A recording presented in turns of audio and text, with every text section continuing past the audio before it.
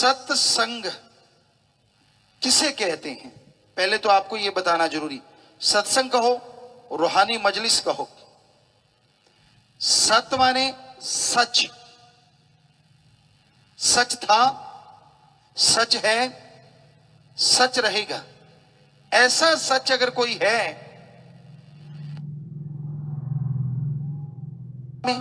वर्तमान भविष्य में सच ही रहेगा, जिसमें कभी कोई चेंज नहीं आता, ऐसा अगर कोई है तो वो है ओम, अल्लाह, वाहिगुरु, गॉड। करोड़ों अरबों नाम है उसके, पर वो एक था, एक है और एक ही रहेगा। और काग को सफेद रंग से पूत दो, वो कर्कश आवाज नहीं त्यागेगा। कड़वे कुएं में सैकड़ों मन चीनी डाल दो, मीठा नहीं होगा। और दूसरी तरफ बदबूदार शराब, गंदे नाले, बरसात का बहता हुआ गंदा पानी, ये सब अगर गंगा जी में पड़ जाएं तो इनको बदबूदार शराब या गंदा पानी नहीं कहते, क्या कहते हैं? गंगा जल ही कहते हैं, पवित्र हो जाता है। सो संग का रंग लाजमी चढ़ता है, इसमें कोई दो राय नहीं। आप जुआ नहीं खेलते, लेकिन जुएबाज के पास बैठोगे, धीरे धीरे आपका मन कराएगा यार थोड़े से तू भी लगा के देख ले, क्या पता भाग्य खुल जाए। नशा करने वाले के पास बैठोगे, उनकी बातें बड़ी अजीब होती हैं। वो कभी नहीं कहते कि नशा बुरा होता है। एक छोटी सी बात, एक जमींदार भाई थे, बहुत नशा करते थे, शराब पीते थे। उनका भतीजा आया, कहने लगा ताऊ मुझे जुकाम है, बहुत नजला चल रहा है, क्या करूं? कहने लगा बेटा 2 पैग मार, नजला उड़ जाएगा। देखो कौन सी दवाई है ये। भतीजा हंस के कहने लगा ताऊ कभी शराब पीने से भी नजले उड़े हैं, जुकाम उड़ा है? तो ताऊ ताली मार के हंस पड़ा, कहता अरे सुन छोरे,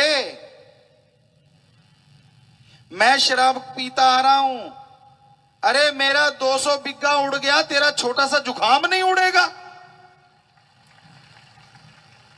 देखो सिखाना क्या चाहिए और सिखा क्या रहे हैं। तो ये नशा करने वालों का अजीबोगरीब ग्रंथ होता है। इनको रोको कि भगवान से डरो, ईश्वर से डरो। उल्टा कहते हैं आप डरो, भगवान ने नशा बनाया, कहेगा मैंने बनाया, आपने पिया क्यों नहीं? कहां किस ग्रंथ में लिखा है, किस धर्म में लिखा है? हम बताते हैं धर्मों में क्या लिखा है।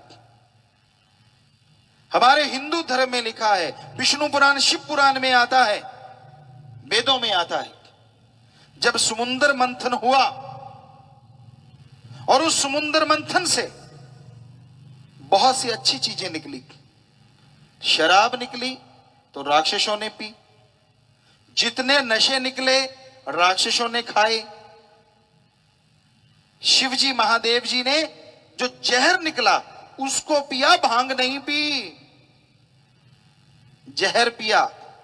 तो इसलिए हिंदू धर्म में हमारे लिखा है, हिंदू धर्म के लोगों, नशा राक्षसों का खाना पीना है, कभी पीना खाना ना, बुरा ना मानना। आप देखिए कितने लोग हैं जो नशा नहीं करते। आगे बताते हैं आपको, सिख धर्म, श्री गुरु नानक देव जी महाराज, बाबर बादशाह ने उनको भांग दे दी। बड़ा दबंग बादशाह था, मन मर्जी भी बहुत करता था। कहता ले गुरु भांग पी। तब सिख धर्म नहीं था, हिंदू धर्म के वो गुरु थे और इस्लाम धर्म के पीरो मुर्शिदे कामिल। तो गुरु नानक देव ने ठोकर मार दी और क्या बोला, पोस्त भंग अफीम मद, नशा उतर जाए प्रभात, नाम खुमारी नानका चढ़ी रहे दिन रात।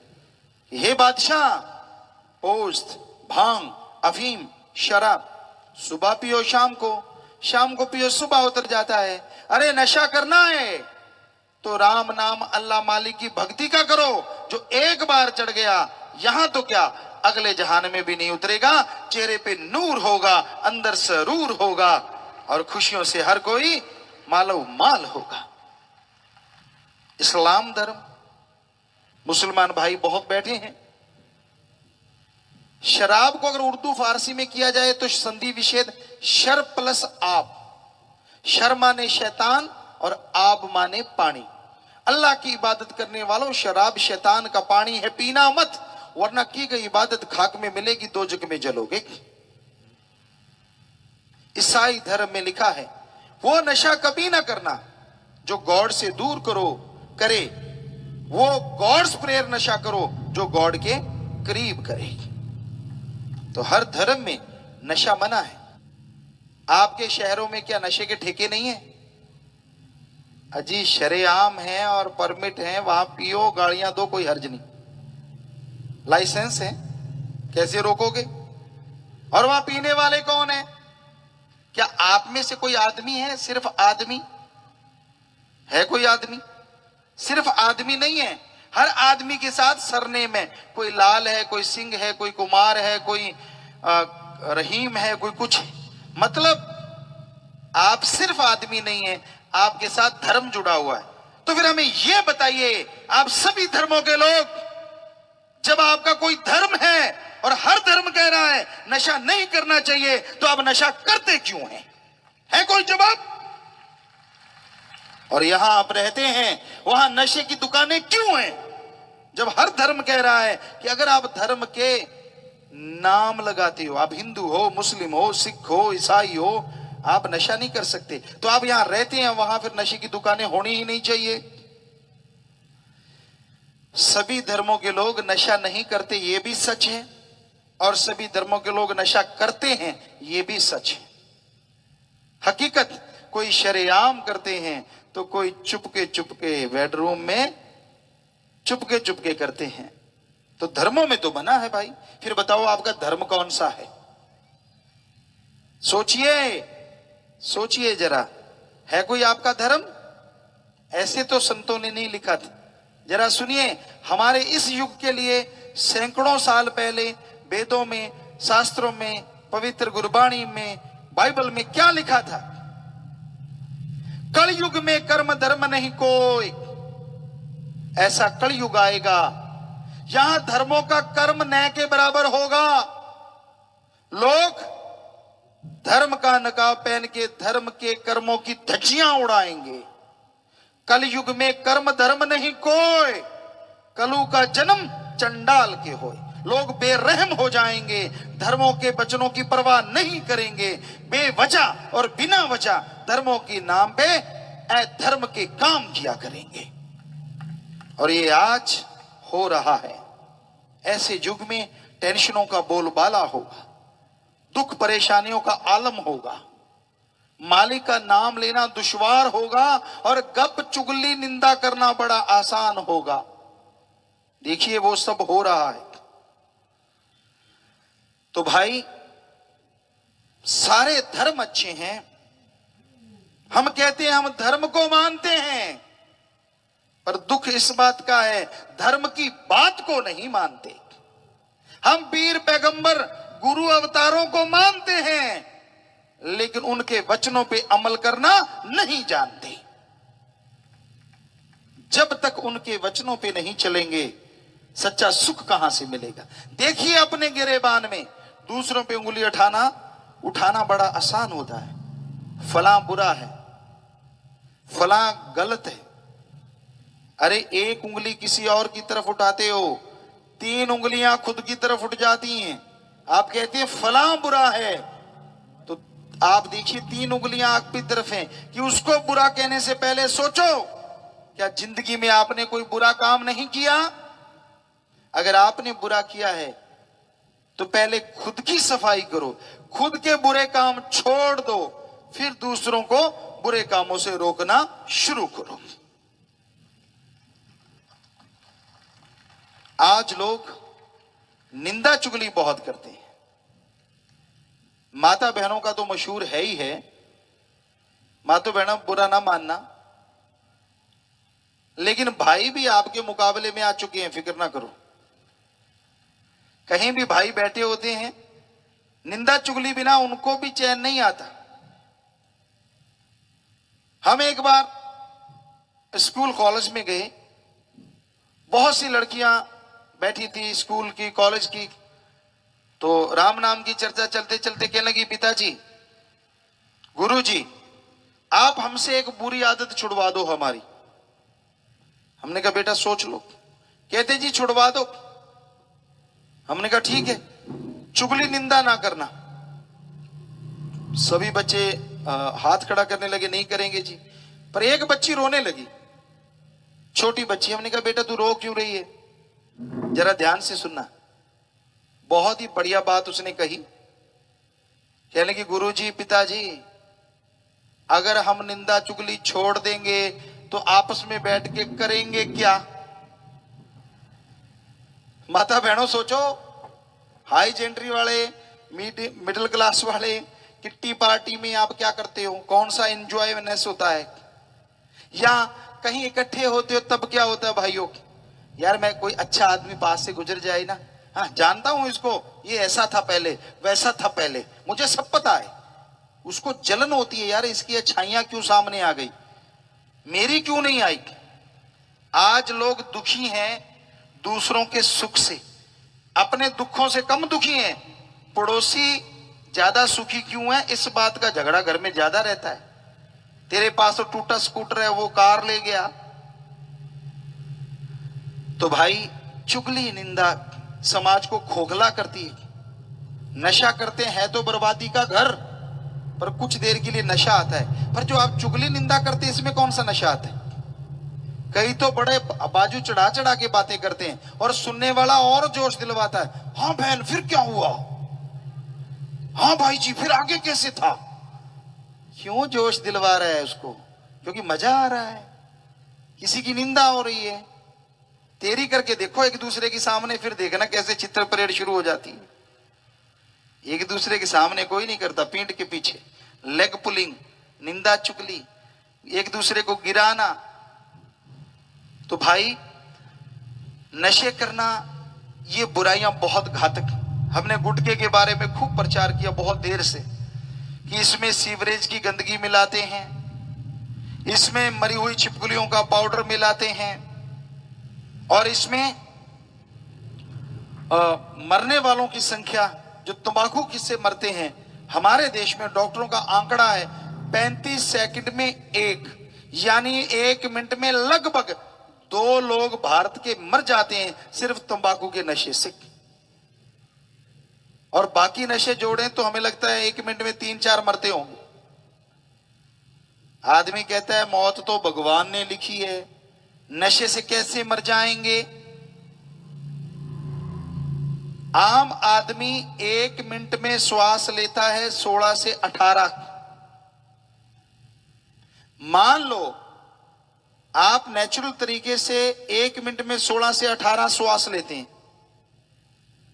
तो आपकी उम्र है भगवान की तरफ से 100 साल, टाइम पीरियड 100 साल। आप नशा करने लगते हैं, और नशा करने से क्या होता है, 1 मिनट में 16 की जगह 28, 30, 32 श्वास आते हैं। श्वास तो उतने ही है, लेखे तेरे श्वास की रास, हर धर्मों में लिखा है। अल्लाह राम भगवान ने आपके श्वास लिख के दिए, इस शरीर में आपने कितने श्वास भोगने। तो अगर 16 लेते 1 मिनट में तो टाइम पीरियड था 100 साल, और आप लेने लग गए 1 मिनट में 32, 100 के रह गए 50 साल, और 70 के रह गए 35 साल। तो इस तरह नशा करने से श्वास कम नहीं होते, पर टाइम पीरियड कम हो जाता है और आपका खात्मा जल्दी हो जाता है। इसलिए कोई भी नशा कभी ना करो। नशा बर्बादी का घर है, चंद मिनट के लिए टेंशन फ्री करता है और 24 घंटे की टेंशन और पल्ले में डाल देता है। नशा सॉल्यूशन नहीं है टेंशन का, गम चिंता परेशानी का। इसलिए किसी भी तरह का कोई भी नशा कभी ना करो। सो सत्संग में आज आपको सच बताने आए हैं और हमारा मकसद डुगडुगी बजा के पैसे इकट्ठे करना नहीं है, आपसे किसी भी तरह का कुछ लेना नहीं है। आपको बताना है जो हमारे पूर्वजों ने, हमारे धर्म गुरुओं ने, पीर पैगंबरों ने हमें बताया, जिससे हम अपनी जिंदगी बहार की तरह गुजार सकते हैं, जिंदगी में बहार छा सकती है। आप अपने विचारों पे कंट्रोल कर सकते हैं। आप पढ़े लिखे हैं, सोचिए अगर विचारों पे कंट्रोल करते हैं तो आपको एड्स नहीं होगी। ब्रह्मचर्य का पालन आप करेंगे और ब्रह्मचर्य शरीर के लिए ढाल का काम करता है। ब्रह्मचर्य में ओवरफ्लो कभी नहीं होता।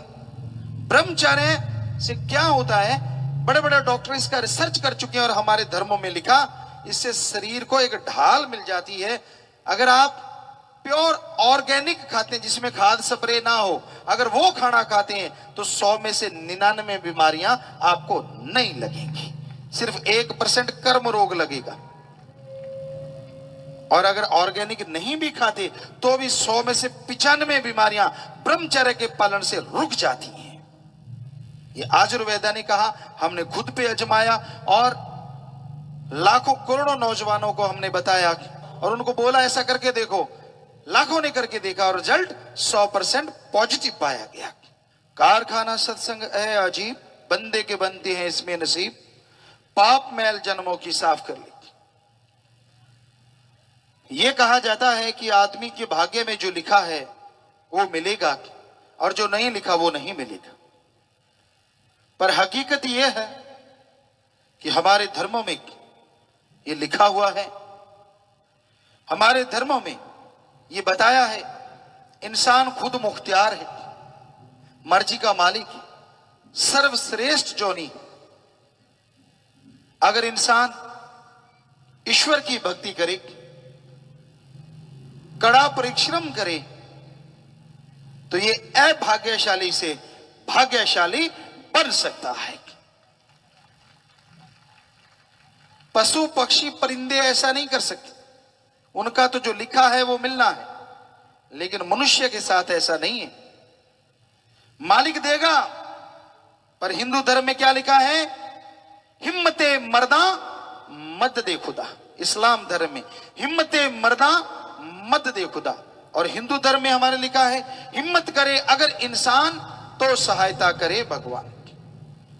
आप खुराटे मार रहे हो, भगवान की भक्ति कर रहे हो, भगवान मुझे दे दे, तो 10-20 खुराटे और दे देगा, और क्या दे देगा। आप मेहनत कर रहे हो किसी भी अच्छे नेक काम में, मालिक से मांगते हो मालिक दे दे, तो मालिक उस नेक काम में तरक्की जरूर बख्श देगा।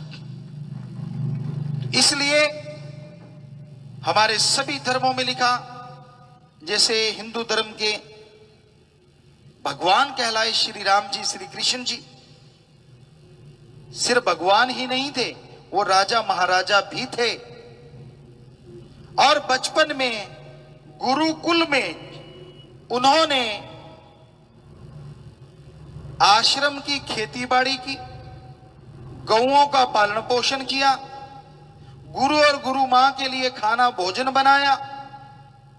इसलिए हिंदू धर्म में उन्होंने लिखा, कर्म जोगी और ज्ञान जोगी बनो। इस्लाम धर्म के पैगंबर मोहम्मद साहब सारी जिंदगी उन्होंने करके खाया, इसलिए उन्होंने लिखा, हक हलाल की रोजी रोटी खाओ। सिख धर्म के गुरु साहबान मेहनत कड़ा परिश्रम करके उन्होंने खाया, इसलिए उन्होंने लिखा, दसा नौआं दी किरत करो ते वंड के छको। ईसाई धर्म के पैगंबर ईसा मसीह सारी जिंदगी हार्ड वर्क किया, मेहनत करी, इसलिए उन्होंने लिखा, हार्ड वर्क करो और गॉड्स प्रेयर करो। तो हर धर्म में यही शिक्षा है, मेहनत कड़ा परिश्रम करके खाओ, मेहनत की खाओ, हक हलाल की खाओ। कहीं लिखा है 100 रुपए की ठगी मारो, 1 रुपया मालिक को चढ़ा दो, कहीं लिखा है? पर कलयुग में तो ये हो रहा है, लोग 500 की ठगी मारते हैं, 5 रुपए मालिक को। पहले तो देखो कितना कम परसेंटेज दे रहे हैं, सोचने वाली बात है। 5 लाख की ठगी, सिर्फ 5 रुपए। हैरानी की बात यह है, जब आप ठगी मारते हैं और मालिक को कहते कि मालिक 100 की ठगी मारता हूं, 1 रुपया 13.99 मेरे, तो इसका मतलब भगवान को भी आप हिस्सेदार बना रहे हैं कि तू भी मेरे साथ ठगी मरवा, ढंग से ठगी मरवाना, किसी को पता ना चले। एक और बात, बुरा ना मानिए, क्योंकि आपको कड़वा सच बताने आए हैं और सुनिए जरूर। हमने देखा बहुत सारे हमारे धर्मों में सीधा 1 रुपए का प्रसाद नहीं होता, सवा का, सवा 5 का, सवा 25, सवा 51, फिर आगे बढ़ता जाता है। ये ऊपर चवन्नी क्यों रहती है पता है आपको? हमने महसूस किया, आपको बताते कैसे। अब सवा 25 का प्रसाद लेके जाते हैं, एक पीस 25 पैसे का भगवान का और 25 रुपए का डिब्बा खुद का, कि मालिक तेरा ये ले प्रसाद, डिब्बा सामने रखा, खुद खा लिया, यार दोस्तों को खिला दिया, आजा तुझे प्रसाद खिलाऊं। कैसे प्रसाद बन गया भाई? धर्मों में लिखा प्रसाद 2 तरीके से होता है, या तो भगवान जी हाथ लगा दें, या भगवान जी निगाह डाल दें, या भगवान तक पहुंचा कोई संत पीर फकीर पैगंबर उसे अपनी नूरे नजर से देख ले या आशीर्वाद दे दे, तो वो प्रसाद होता है। यहां तो कुछ भी नहीं होता, सामने रखा, भगवान जी बोले नहीं, प्रसाद बनाया नहीं, खुद कहता प्रसाद बन गया, मालिक मेरे पाप काट देना, कट गए, खुद ही खा गया, कहता मालिक ने खा भी लिया। बड़ी हैरानी है, आज के कलयुगी जीव भगवान को खिलौना समझ रखा है। हम हिमाचल में सत्संग कर रहे थे, देवभूमि, हमारे धर्मों में क्या कहते हैं हिमाचल को? देवभूमि। सत्संग करते करते करते करते हमने एक जगह गए, तो वहां के बहुत बड़े धर्म के पुजारी या मौलवी या भाई कोई भी मान लीजिए, वो हमारे पास आए, सत्संग सुना, कहने लगा गुरुजी आप अभी ये जो बात आपको सुनाई, ये बात हमने उनको सुनाई। वो कहने लगा बिल्कुल सच कहते हो। कहता हम लोग बैठे होते हैं, अगर कोई 25 रुपए चढ़ा दे तो हम कहते हैं ये 100 वाला है, सैकड़ों वाला। अगर 100 चढ़ा दे तो हम कहते हैं 1000 वाला है, 1000 चढ़ा दे तो कहते हैं लाख वाला है, और हजारों चढ़ाए तो कहते हैं लाखों वाला है, और अगर लाख चढ़ा दे तो करोड़ वाला, और लाखों चढ़ा दे तो करोड़ों वाला। हमने कहा ये वाला क्या है? करोड़ों वाला, 1000 वाला। तो उस भाई ने हमें क्या कहा, कहता गुरुजी अगर कोई हजारों चढ़ा दे तो हम कहते हैं ये लाखों वाला ठग है, लाखों की ठगी मारी होगी तो 1000 चढ़ा सकता है, मेहनत की करके कौन चढ़ा सकता है? करोड़ों की ठगी मारी होगी तो लाखों चढ़ा सकता है, वरना कौन चढ़ा सकता है? बड़ी हंसी आई सुन के, वाकई वो आपको क्या समझती है और आप अपने आप को क्या समझते हैं। हम आपको गारंटी देते हैं सभी धर्मों के अनुसार, ओम हरि अल्लाह वाहिगुरु गॉड दाता था, दाता है और दाता ही रहेगा, वो मंगता नहीं हो सकता। जरा सोचिए, ये आदमी का शरीर, बड़े बड़े डॉक्टर साहबान इस शरीर को नहीं पढ़ पाए, 15-20% पढ़ पाए, कोई स्पेशलिस्ट डॉक्टर हो तो वो जानते हैं, सज्जन अगर यहां बैठी हुई, 15-20% ह्यूमन बॉडी को रिसर्च किया जा चुका है सिर्फ। तो जिस मालिक ने, जिस अल्लाह ने, जिस गॉड ने आदमी का शरीर बनाया है, तो क्या वो आदमी के बनाए कागज के टुकड़े रुपए को नहीं बना सकता? जरा सोचिए। हमारे धर्मों में लिखा है गॉड इज एवरीवेयर, हिंदू धर्म में लिखा है भगवान कण कण में रहते हैं, इस्लाम धर्म में अल्लाह ताला जर्रे जर्रे में मौजूद है, सिख धर्म में लिखा है वाहिगुरु के बिना कोई जगह नहीं है। जरा सोचो, मालिक को अगर पैसे की भूख है या पैसे से वो खुश होता है तो हमारे मैले कुचैले नोट क्यों लेगा? वो नोट बनाने वाली मशीन के ऊपर बैठ जाएगा और वहीं से करारे करारे नोट लेता रहेगा। बताइए कोई उसे रोक सकता है? क्योंकि वो तो हर जगह है। और सोचो, मालिक पैसे से ही मिलता तो दुनिया का सबसे धनाढ़ आदमी भगवान को घर में बिठा लेता, मालिक ये ले सारे पैसे तेरे, मेरे घर में बैठ जा, और फिर टिकट लगा देता कि मालिक को देखना है तो 5,000, बात करनी है तो 20,000, और मालिक की टिकटें फिर ब्लैक में बिकती। शुक्र है मालिक बिकाऊ नहीं, वरना कलयुग में भी लोग मालिक का ब्लैक चला देते। तो हम आपको यही कह रहे हैं कि मालिक भावना का भूखा है, श्रद्धा का भूखा है। कौन सी श्रद्धा, कौन सी भावना? मालिक ना करे आपका कोई बेटा बेटी हो, आपसे सैकड़ों किलोमीटर दूर रहता हो और वहां अचानक कोई दुर्घटना हो जाए और आपको सूचना नहीं मिल रही आपका बेटा ठीक है कि नहीं ठीक है, तो आपकी आंखों से बेअख्तियार अपने आप आंसू बहने लगते हैं। ये आपकी, आपके बेटे के लिए भावना है, श्रद्धा है। रुपए में 100 पैसा आप अपने बेटे के लिए तड़प रहे हैं। जरा ध्यान से सुनिए, ऐसी ही तड़प, ऐसी ही श्रद्धा भावना भगवान के लिए आप 15-20% अपने अंदर पैदा कर लो, गारंटी हम देते हैं उसकी दया में रहमत से आप माला माल जरूर हो जाओगे, दर्श दीदार कर पाओगे। इसे कहते हैं भावना, इसे कहते हैं श्रद्धा। नोटों की श्रद्धा तो आदमी की चलाई हुई है। आजकल तो श्रद्धा, तेरी श्रद्धा है चढ़ा दे, क्या चढ़ा दे? श्रद्धा भी कोई चढ़ा सकता है, पर आज श्रद्धा का दूसरा नाम है माया रानी। कहीं भी जाओ, किधर भी जाओ, यही हाल है। जबकि मालिक कभी किसी से कुछ नहीं लेते। सच कहते हैं आपको, अरे मालिक कुछ लेते होते तो हम आपको सीधा सीधा बता देते कि भाई 100 रुपया दो, 50 हम रखेंगे, 50 मालिक को देंगे, 50-50। पर इधर तो 100% ही हमने खाना होता है। तो इसलिए मालिक का नाम क्यों लिया जाए? हाँ, आप दान कर सकते हैं। अगर आप दान करना चाहें, हम आपको तरीका बताते धर्मों का। कोई भूख से तड़प रहा जीव जंतु आदमी, उसको खाना खिला दो, यह है सच्चा दान। प्यास से कोई व्याकुल मर रहा हो, उसे पानी पिला दो, यह है सच्चा दान। अपने धन से आर्थिक तौर पे कोई कमजोर कर्मों का मारा बीमार है, व्याकुल बेचैन मर रहा है, उसका इलाज करवा दो, यह है सच्चा दान। अरे जीते जी खून दान करो, मरने के बाद आंखें दान, शरीर दान करो, जीते जी विद्या दान करो, यह है सच्चा दान। और हम आपको गारंटी देते हैं बदले में भगवान आपको खुशियां अल्लाह राम जरूर बख्शेंगे। पर आज इस तरफ तो लोगों का ध्यान ही नहीं है।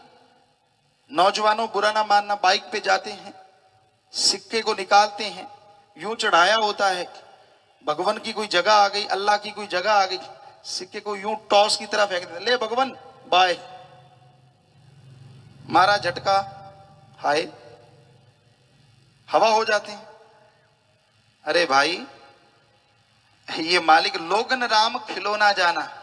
कैसे?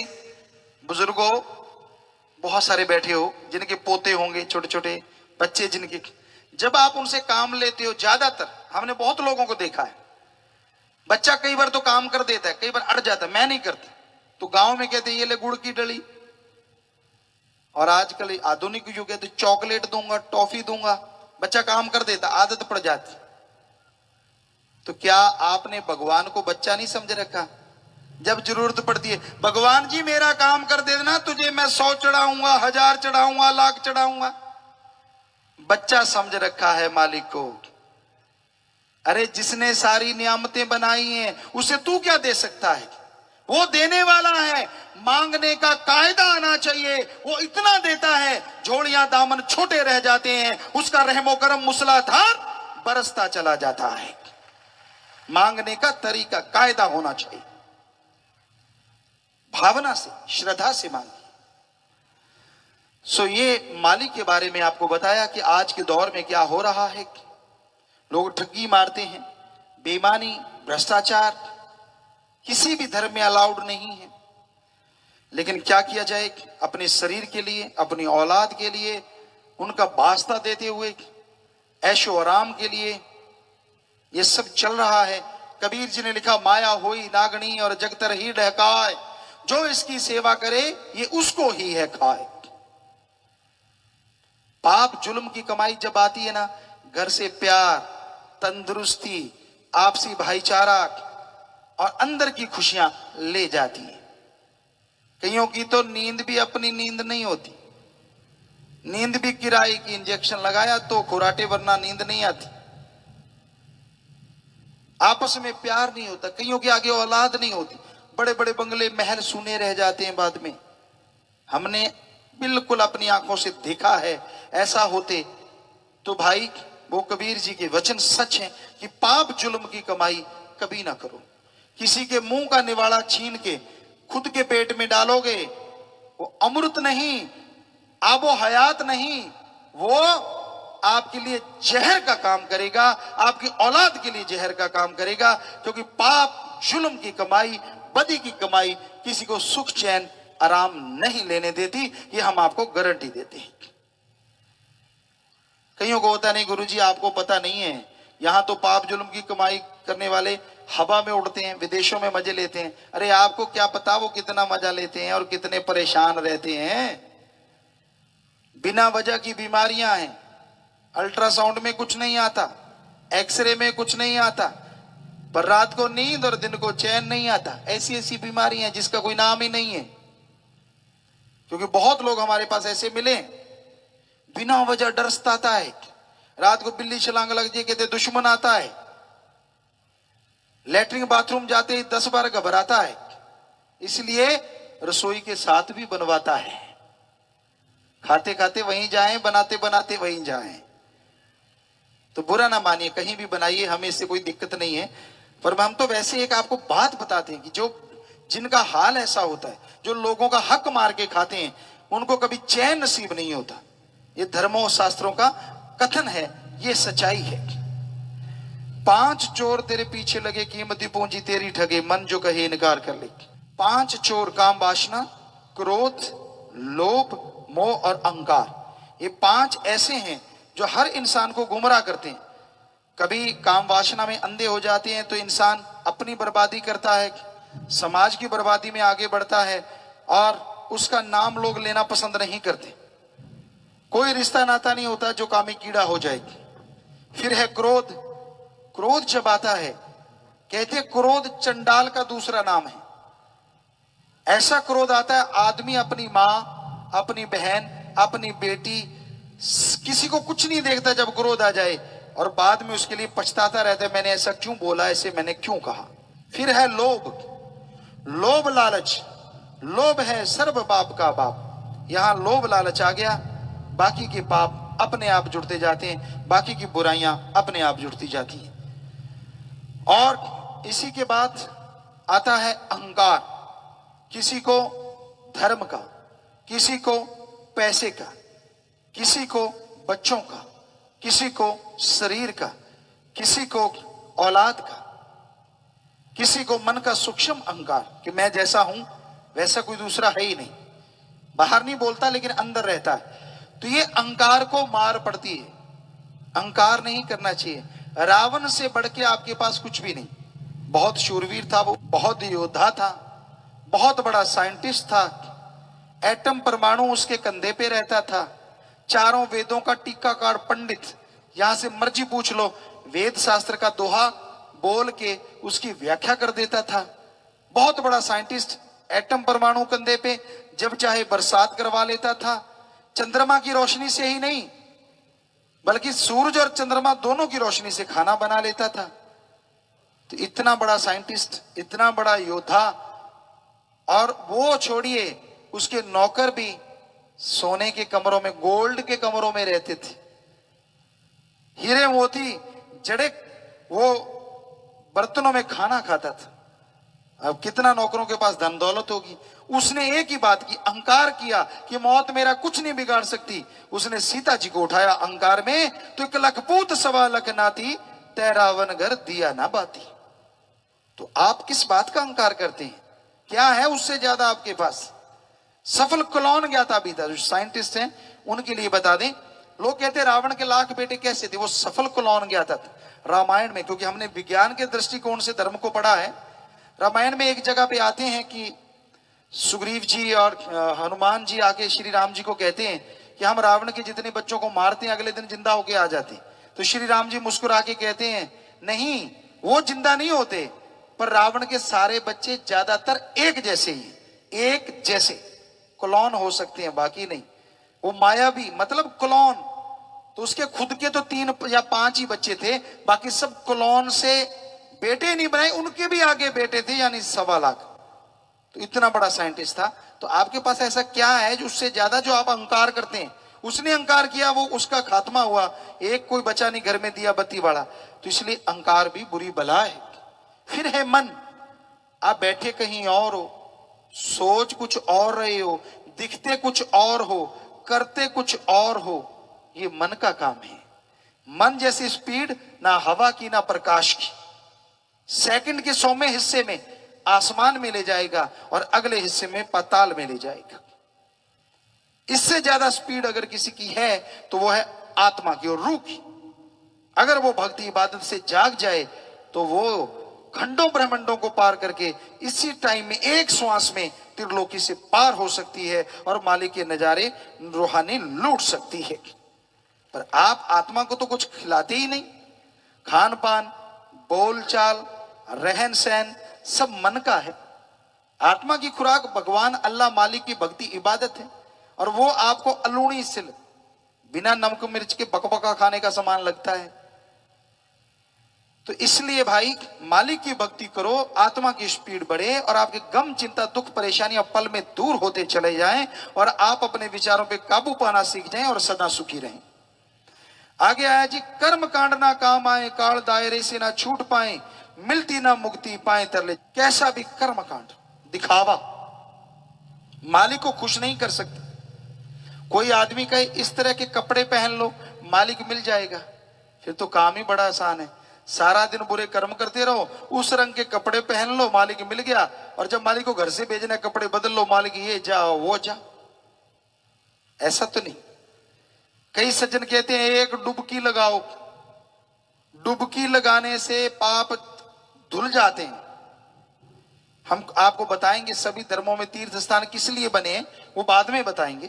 पहले आपको ये बता दें, क्या वाकई एक डुबकी लगाने से सारे पाप धुल सकते हैं? फिर तो भाई यहां तीर्थ स्थान है, वहां के लोगों के तो मजे बन जाए। सारा दिन सुबह से लेके शाम तक पाप किए, ठगी की, मारा काटी, सब कुछ किया, और शाम को एक डुबकी लगाई, पाप धुल गए। अगले दिन फिर शुरू हो गए, शाम को फिर डुबकी लगाई, फिर साफ। ये तो बड़ा आसान काम हो गया। ये सही नहीं है। डुबकी लगाने से सिर्फ शरीर की मैल नहीं उतरती, आत्मा की तो कहां से उतरेगी। और अब आपको बताते हैं धर्म स्थान बने क्यों हैं, जो धार्मिक तीर्थ स्थान, डुबकी लगाने यहां।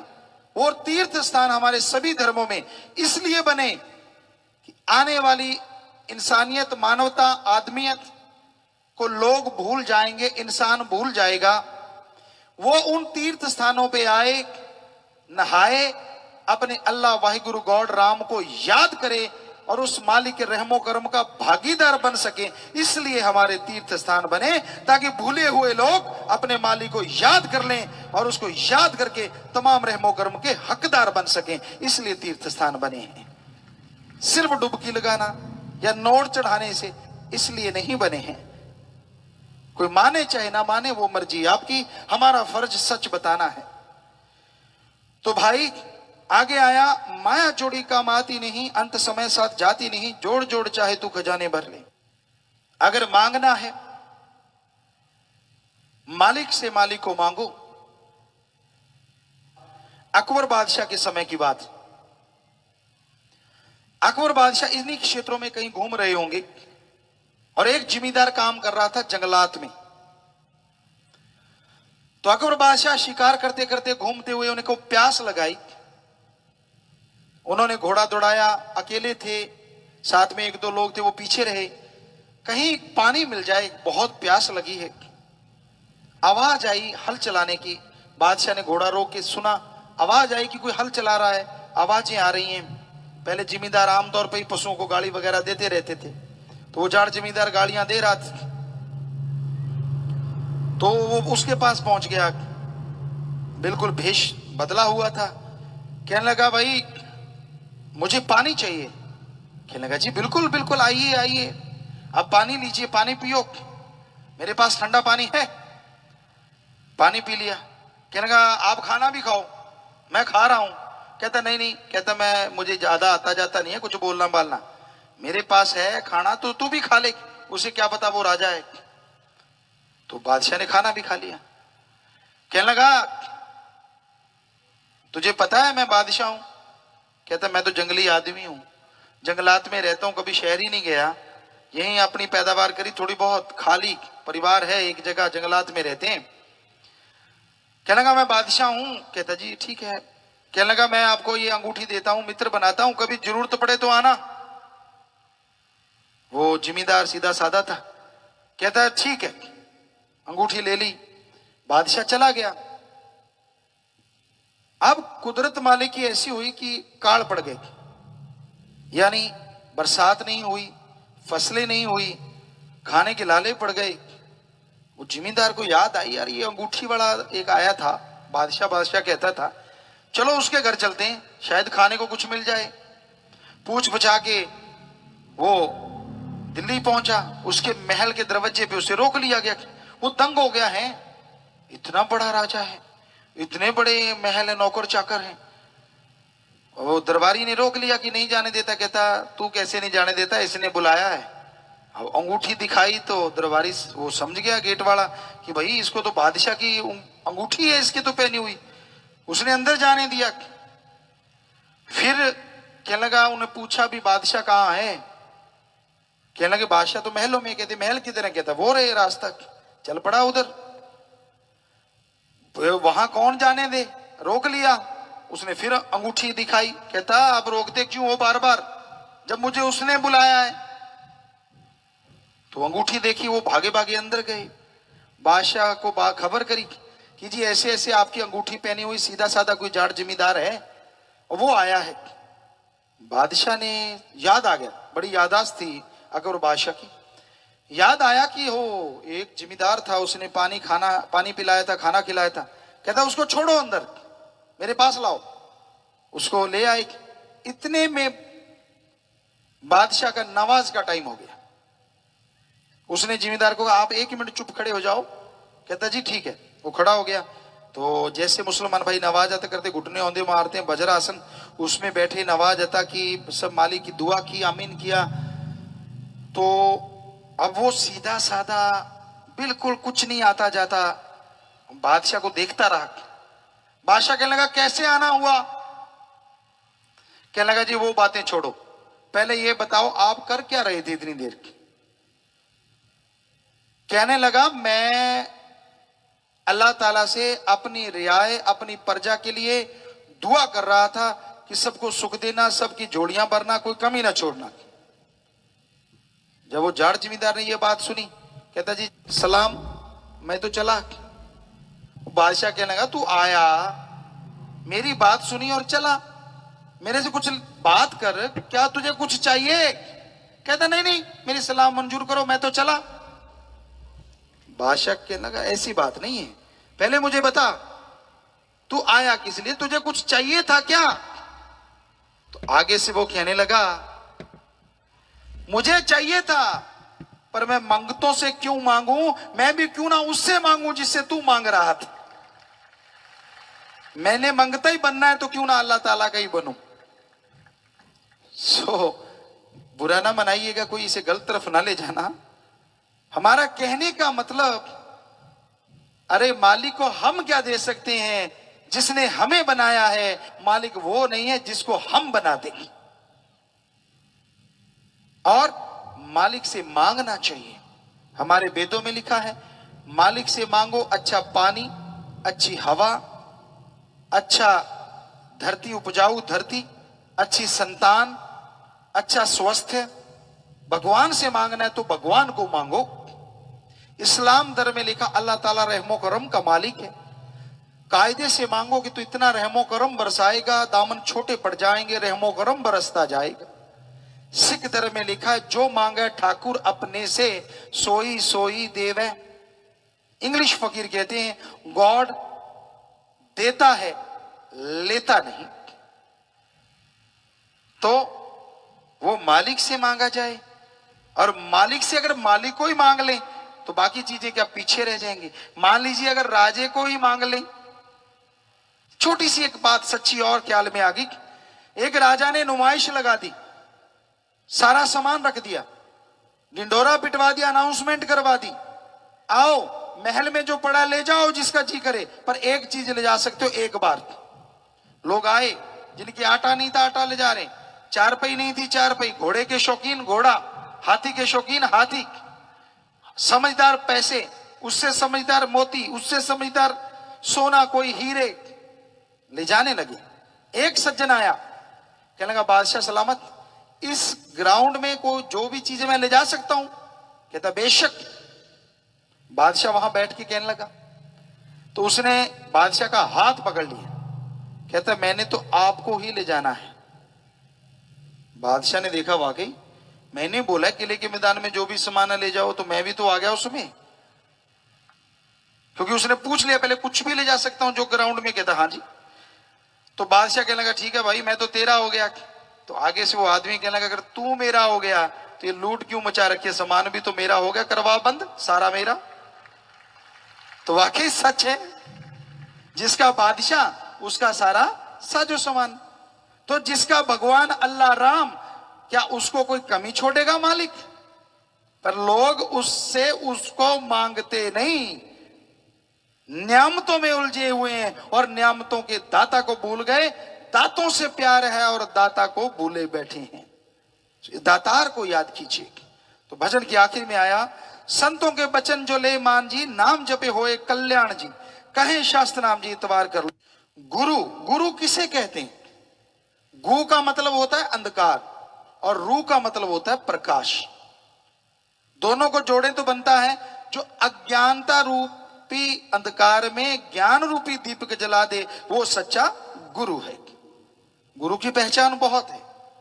गुरु कभी किसी से झगड़ा नहीं करता करवाता, ये नहीं कहता तेरा धर्म छोटा है इसका धर्म बड़ा है, लड़ाई करवाई और अपना उल्लू सीधा करके चलते बने।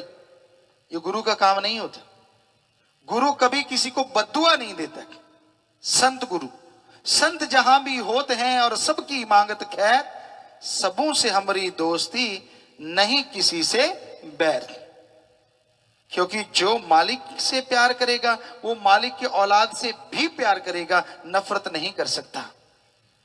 तो संत सच कहते हैं, संत सत्संग करते हैं, सिर्फ बोलते नहीं, कर्म जोगी भी होते। वो कहते हैं आप भी कर्म जोगी बनो और ज्ञान जोगी बनो। पहले वो कर्म जोगी और ज्ञान जोगी बनते हैं, फिर लोगों को बताते हैं कि ज्ञान जोगी कर्म जोगी बनो, ताकि यहां भी जो भी कार्य करते उसमें सफलता मिले और अंदर से शांति मिले, ताकि उस सफलता का आनंद आप ले सके।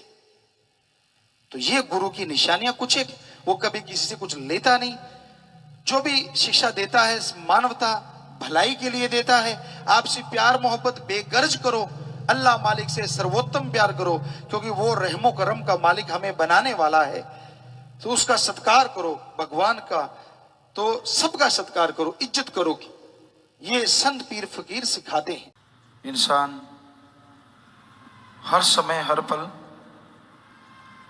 उस मालिक की दिया में रहमत को, कृपा दृष्टि को हासिल कर रहा है, लेकिन महसूस नहीं करता, उसे समझ नहीं पाता। इसलिए सब कुछ होते हुए भी इंसान कंगाल है। परमपिता परमात्मा का रहमो करम मूसलाधार बरसता आ रहा है, उसमें कभी कोई कमी नहीं आई। पर इंसान की कमियां इंसान को उस अनहद वाणी से, उस परमानंद से, रस से दूर रखती हैं। जब तक अपने अंदर की कमियों को इंसान दूर नहीं कर लेता, जब तक अंदर की कमियां खत्म नहीं हो जाती, तब तक इंसान की अंदर की वो आवाज, अंदर की वो धुन सुनाई नहीं देती। और वो धुन सुनने से तमाम गम दुख दर्द चिंताएं मिट जाया करती हैं। परमानंद की प्राप्ति होती है, जो हमेशा बना रहता है, परमानेंटली, ना कि टेम्परेरी, हमेशा बना रहता है। वो आनंद, वो लज्जत, वो खुशी इंसान के दिलो दिमाग में छाई रहती है, और इंसान उन खुशियों को हासिल करके जिंदगी बहार की तरह गुजारता है। जैसे कीचड़ में कमल रहता है, इसी तरह इंसान इस चलते बलते भट दुनिया में अपना जीवन यापन करके मालिक की गोद में विराज के निज धाम चला जाता है। संसार में बहुत तरह के दुख हैं, गम है, चिंता है, टेंशन है, परेशानी है, बेवजह दर्द है, बेवजह मन की पीड़ा है। जलते बलते भट में परमात्मा का नाम ही एक बेहद सुकून देने वाली ठंडक है। आप सुमरण करेंगे, सुबह शाम आप में चेंजेस आने शुरू हो जाएंगे। नफस शैतान, काम, वासना, क्रोध, लोभ, मोह, अहंकार, मन माया की तरफ जो दौड़ता है वो काबू में आएगा। ये नहीं है कि सुमरण करते ही आपको कोई अलग से निशानियां आ जाएंगी। सुमरण करने से आपके बुरे विचारों पे आपका कंट्रोल ज्यादा हो जाएगा। सुमरण करने से विचार अंदर आ भी गए, आप उस पे अमल नहीं करेंगे। सुमरण करने से आने वाले विचार भी कम होते चले जाएंगे। तो सुमरण में ये शक्ति है, सुमरण में ये ताकत है कि अगर आपके अंदर कोई विचार उठता भी है, सुमरण करते ही उनका फल आपको नहीं लगेगा और आपके अंदर से वो खत्म हो जाएंगे।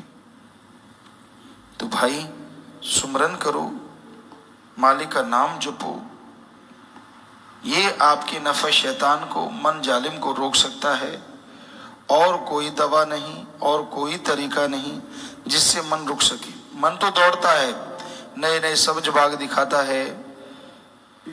जब तक विवाह शादी नहीं होती, इंसान के अंदर होता है शादी क्यों नहीं हुई। शादी हो गई तो गुरुओं ने लिखा है फिर पे मुआमले, फिर चक्कर पड़ जाता है, तरह तरह के चिंताएं, तरह तरह के फर्ज अता करने पड़ते हैं। सारी खुशियां भूल जाते, फिर सोचते हैं बदकुंवारी ना थी यही पछताओ, काश काश मैं ऐसे होता। तब तो कहता था नहीं वैसे होता, अब कहता मैं ऐसे होता। मतलब संतुष्टि नहीं है। मैरिज नहीं है तो क्यों नहीं है, और हो गई तो क्यों हो गई। यानी जब तक संतुष्टि नहीं आएगी, कैसी भी लाइफ आपने चुन ली है, आपको सुख नहीं मिलेगा। यानी आपका मन शैतान दौड़ रहा है। क्या पता आप क्या क्या गुल खिला देते अगर ऐसे होते तो जो मालिक करता है अच्छा करता है, बुरा नहीं करता कभी किसी का। हाँ, संतुष्टि तभी आएगी जब आप सुमरण करेंगे, भक्ति करेंगे, इबादत करेंगे। सुमरन करने से संतुष्टि आती है, सुमरण करने से अंदर शक्ति आती है, जिससे आप अपने मन को कंट्रोल कर सकते हैं, जिससे आप मालिक की दया में रहमत के काबिल बन सकते हैं। इसलिए सुमरन जरूर किया करो, तभी संतुष्टि आएगी, तभी शांति आएगी। और मन के सब्ज बाग तो जबरदस्त है। आदमी कोई काम धंधा करते कहते छोड़ इसको, ये क्या है, जुआ खेल, शराब पी, फला काम कर, तुझे ये मिलेगा, तुझे वो मिलेगा, तुझे नजारे आएंगे, तू जिंदगी में ऐश करेगा, तू वहां घूमेगा, तू वो करेगा, गाड़ी होगी, जहाज होगा, फला होगा। सपनों पे किसका कंट्रोल है? कौन रोक सकता है सपना लेने से? पर बेवजह मन तरह तरह के सपने देता रहता है, देता रहता है, देता रहता है। तो ये मन के सपने ही इंसान को गुनाह की तरफ, बुराई की तरफ लेके जाते हैं। तो जैसे ऐसे सपने आए उसमें खुशी होने की कोई बात नहीं, बल्कि सुमरण करें कि भाई ये तो गलत ले जा रहा है, मुझे सब्ज बाग दिखा रहा है, ठगी मार ले, बेईमानी कर ले, लूट ले, फला काम कर ले, दौलत पल में आ जाएगी, फिर देखना तो माला माल हो जाएगा। ये नहीं पता कि जिंदगी कब चली जाए, इसका क्या भरोसा। तो तरह तरह के सब्ज बाग दिखाता है। तो मन से बच के रहो, मन का काम ही सब्ज बाग दिखाना है कि जिस लाइफ में आप रह रहे हैं उसमें खुश नहीं रखेगा, जिसमें नहीं रह रहे उसमें आपको सब्ज बाग दिखाता है। बाकी मर्जी आपकी, हम कभी किसी का बुरा नहीं सोच सकते, सबके लिए दुआ करते हैं मालिक सबको खुशियां बख्शे, पर मन से लड़ना सीखो सुमरन के द्वारा, भक्ति इबादत के द्वारा। मन कंट्रोल है तो समझो सब कुछ है, मन जीते जग जीत।